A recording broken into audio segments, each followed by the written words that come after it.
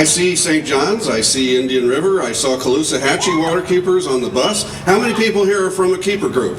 Raise your hand. Make a little noise. Keepers rock. Keepers kick butt.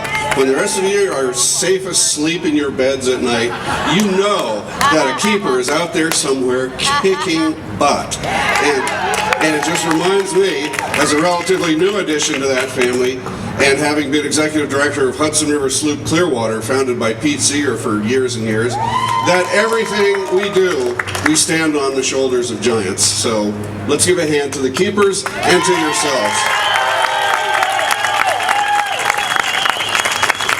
I love being here. This is red meat for me, I tell you. Suncoast Waterkeeper, briefly, a little picture. We're suing Fish and Wildlife Service and National Marine Fisheries Service over the deaths of endangered sea turtles at power plant intakes. Our very own Big Bend in Tampa Bay is responsible for knocking off 46 all gravid females all the time last year, and this just goes on all around the country. So we're part of a much larger group, but we are interveners. We are suing to get them to offer responsible advice to the EPA. So there's a rule about this, which is tagged onto the myriad Clean Water Act problems that, you know, all these plants with once-through cooling are essentially illegal because it's not best available technology. So anyhow, keep an eye on that. We're at a hearing right now today, as we speak, in Tampa about mangrove cutting permits.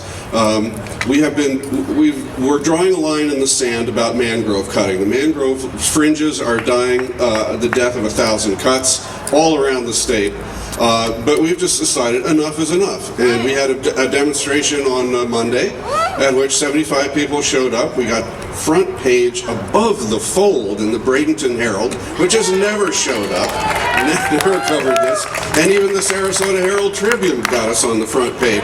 So people are starting to notice. And the developers, hopefully, please God, may soon realize that somebody's going to be watching when they start taking the mangroves, because as the mangroves go, so goes the Gulf. If the mangroves collapse, the Gulf ecosystem collapses. It's as simple as that. County government, water quality standards. There's no way of telling whether your water's clean in this state because they won't allow numeric standards. It's up to the community to say, well, we think it's clean enough, or we don't care. And guess what 99% of the communities say? We don't care.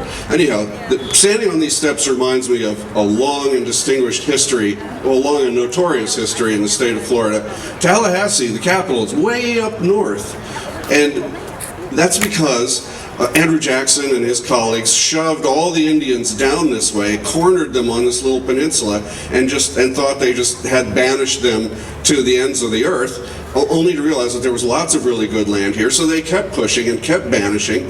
You know, this was Seminole land at some point, and the Seminoles were driven out, eventually winding up in the farthest reaches of the Glades, where they never surrendered, much to their eternal credit, and are now thriving. So, for the Seminoles. And in those days, it was white developers. Landowners, they're developers. White developers were the problem then. They're still the problem. It's still the Wild West. It's still a situation full of inequality and injustice. The money is buying politics. County level government is corrupt to the bone. Sarasota County represents the Florida enigma. I'm getting the wrap it up sign. I haven't even started. 78% of the citizens of Sarasota voted for Amendment 1. In the same stroke of the pen, they also voted in a slate of 5 pro-development commissioners. All 5 pro-development. It is really frustrating dealing with those folks. Okay, so we got to fight at all levels. Got to get the money out of politics.